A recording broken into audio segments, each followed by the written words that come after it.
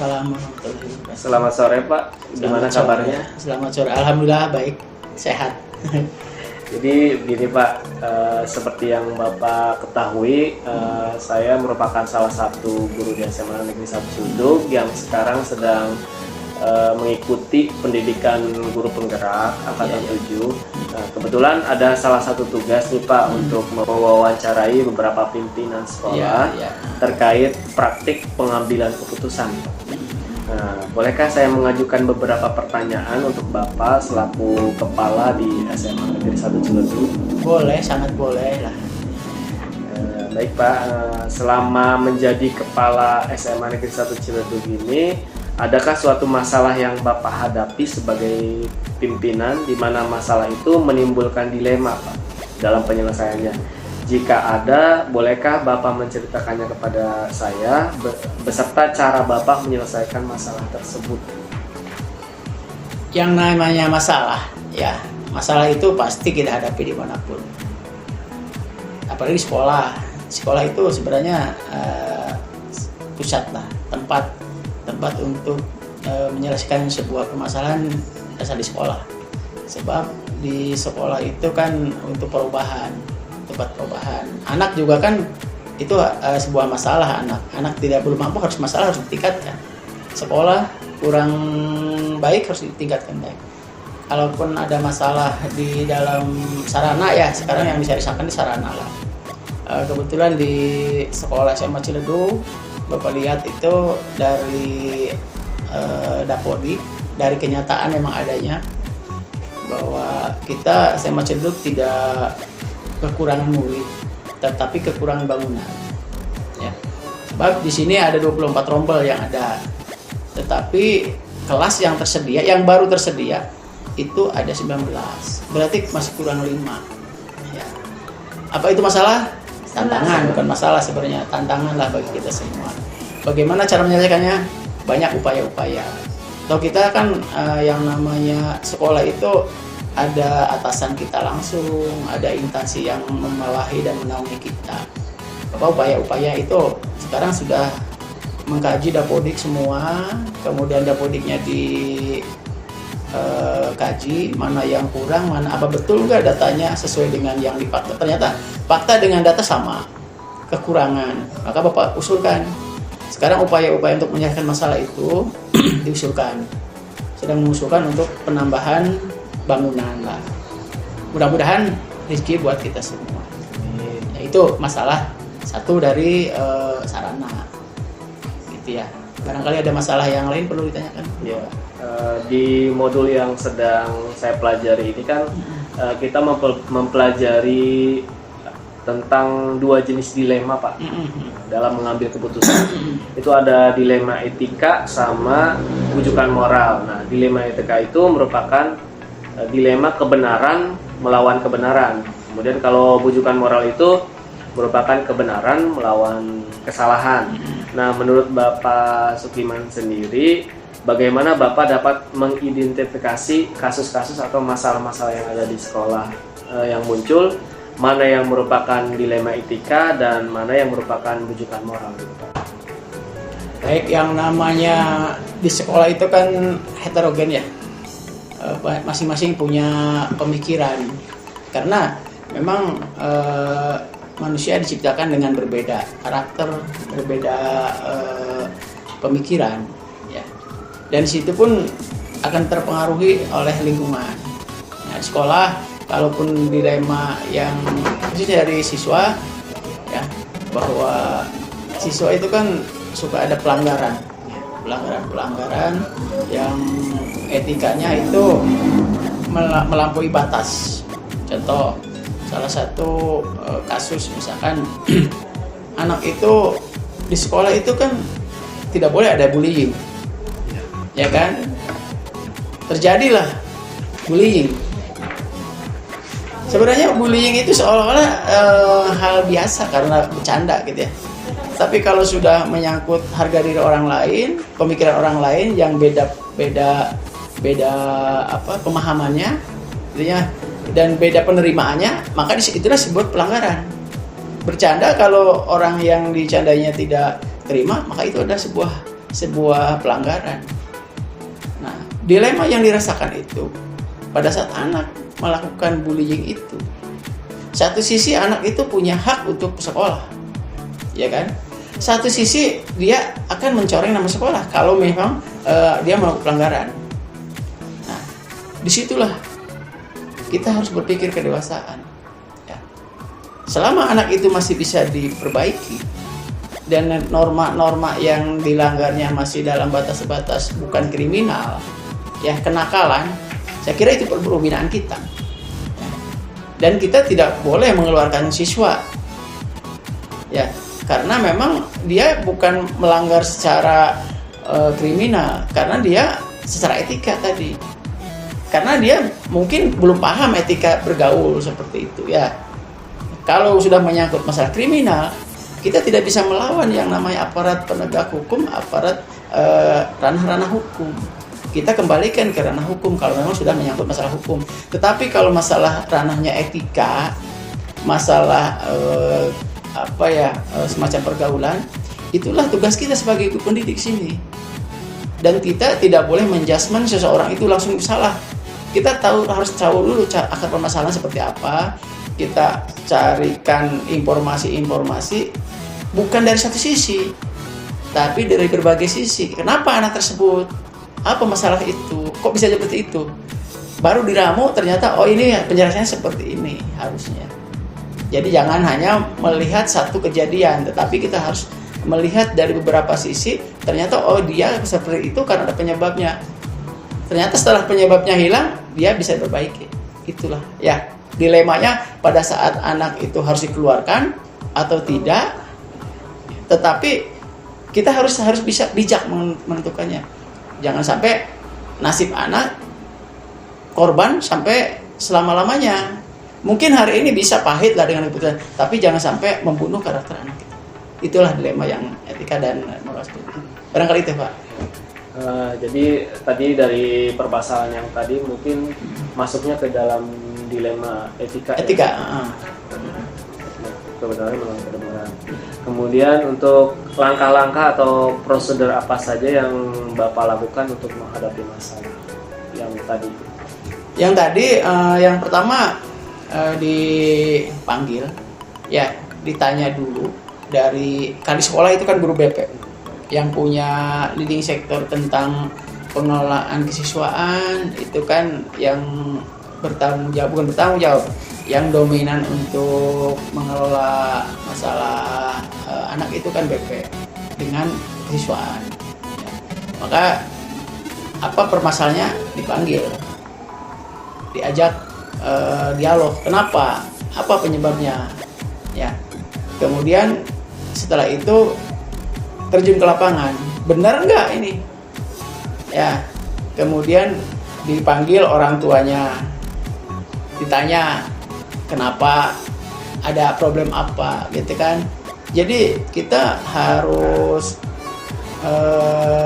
mengambil sumber informasi yang beberapa sumber, ya. Jadi kita harus memutuskan itu, jangan langsung sepihak, ya. Siapa tahu dia itu berlaku seperti itu karena memang dia merasa sakit atau merasa memang dia juga diperlakukan seperti itu, ya. Mungkin karena balas dendam, kan gitu. Ya, maka kita harus mendengarkan keluh kesah atau mendengarkan permasalahan itu. Nah, kalau sudah jelas, baru di situ ada komprehensi kasus.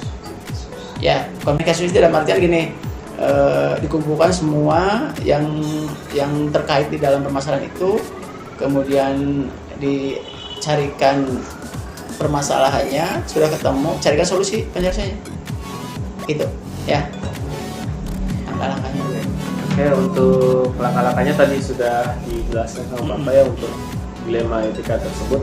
Kemudian hal-hal apa saja yang selama ini Bapak anggap sudah efektif dalam pengambilan keputusan pada kasus dilema etika ini?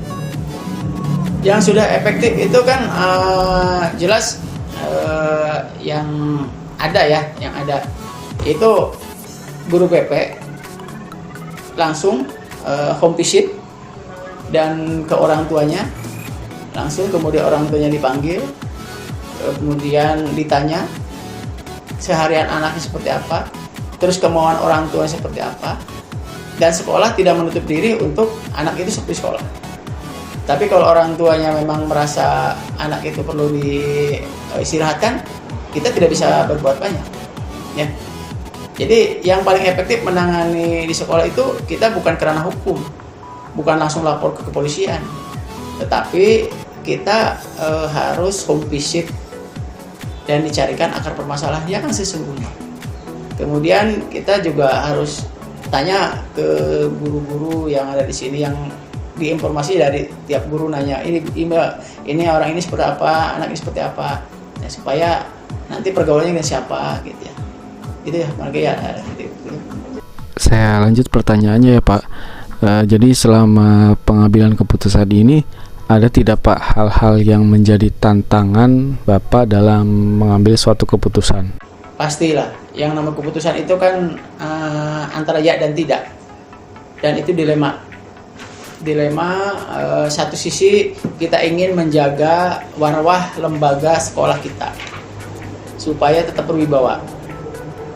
Di satu sisi kita juga punya aturan dan diberikan aturan bahwa sekolah tidak boleh mengeluarkan siswa, ya, karena bagaimanapun anak harus bersekolah.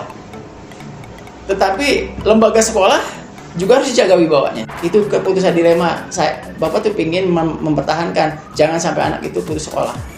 Tapi satu sisi marwah sekolah harus dijaga, wibawa sekolah harus dijaga, kredibilitas sekolah harus dijaga. Sebab kalau ada anak yang berbuat jahat dipertahankan, nilai setitik rusak susu sebelanga. Dengan hanya satu orang, segelintir orang yang bermasalah, seolah-olah di lembaga ini seperti itu. Tetapi kita kan tidak menyamaratakan semua, tidak menggeneralkan semua permasalahan. Kalau ada yang kasus kosmetik seperti itu, kita dikonferensi kasus semua. Jadi diambil keputusan itu diambil dari beberapa sumber dan diputuskan bersama-sama supaya tidak bermasalah. Apakah Bapak mempunyai aturan atau jadwal khusus dalam menyelesaikan masalah? Misalnya seperti apakah Bapak langsung menyelesaikan masalah di tempat atau Bapak memiliki jadwal khusus atau prosedur yang harus dilakukan sebelum menyelesaikan masalah tersebut? Kan permasalahan itu tidak semua harus kepala sekolah. Yang kepala sekolah itu pengambil kebijakan tertinggi, keputusan terakhir lah. Maka prosedur-prosedur yang ditempuh itu pertama diberikan tugas kepada guru BP, kemudian bidang kesiswaan, kemudian ya tentunya sebagai dari guru PP dengan wakasek lah, dengan pengelola sekolah gitu ya, yang bertanggung jawab tentang, karena anak itu berkaitan dengan antara kesiswaan, antara kurikulum, antara BP. Maka didelegasikan kepada guru-guru tersebut yang di bawahnya leading sectornya adalah guru BP. Nah, kalau sudah dikompresikan semua, ternyata harus ada keputusan diambil oleh kepala sekolah, maka disitulah selama permasalahan itu masih bisa diselesaikan di bawah, maka kepala sekolah tidak perlu langsung terjun ke situ. Karena kepala sekolah adalah sebagai keputusan terakhir lah di sini, dalam artian ya atau tidak. Tapi selama di bawah masih bisa diselesaikan, silakan. Dan kepala sekolah pun tidak memutuskan secara pribadi, memutuskan secara lembaga. Ya, artinya tidak ada emosi, tidak ada kepentingan secara pribadi dalam pemutusan seperti itu. Ya. Pertanyaan selanjutnya ya Pak, adakah seseorang atau faktor-faktor yang dapat mempermudah atau membantu Bapak dalam mengambil suatu keputusan dalam kasus dilema ITK? Yang jelas yang mempermudah mengambil keputusan itu data. Ya, data dari siapapun itu akan yang membuat mudah. Sebab kalau keputusan berbasis data, kita betul-betul valid. Berbeda dengan kita pemutusan berdasarkan emosional. Ya, tetapi kalau berbasis data, kita berdasarkan data nih, penanganannya seperti ini, sudah dilaksanakan seperti ini, langkah-langkahnya sudah ditempuh, ya kan? Kalau semua berdasarkan data, kita tenang. Dan keputusannya itu akan objektif. Tapi kalau kita keputusannya berdasarkan logika, berdasarkan emosional, itu akan bermasalah. Maka untuk memudahkan itu ya guru BP yang punya data dan kesiswaan.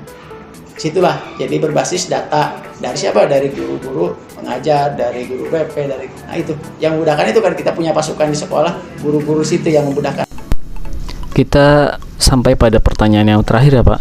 Dari pengalaman Bapak, apa yang kira-kira Bapak petik dari penyelesaian kasus-kasus dilema etika ini? Yang pertama gini, kalau melihat dari secara umum ya, secara umum. Memang yang namanya etika, yang namanya pelanggaran, itu tidak bisa berdiri sendiri. Tidak hanya karena anak di sekolah sini. Dia dipengaruhi oleh lingkungannya. Lingkungan rumah tangga, lingkungan pergaulan, dan lingkungan yang ada di sekitarnya. Adapun di sekolah, itu terbawa sebetulnya. Sebab di sekolah tidak ada yang membuat lingkungan itu jadi anak membolehkan untuk membuli, membuat pelanggaran, itu kan? Justru anak tersebut yang membawa pengaruh ke sekolah.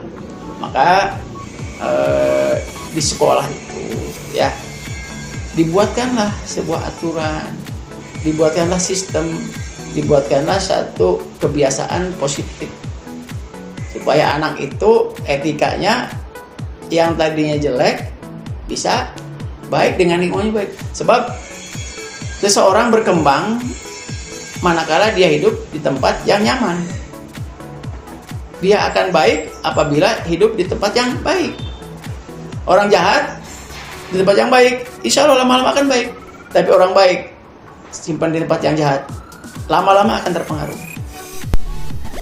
Baik Bapak, terima kasih Pak sudah meluangkan waktunya di sela-sela kesibukan Bapak.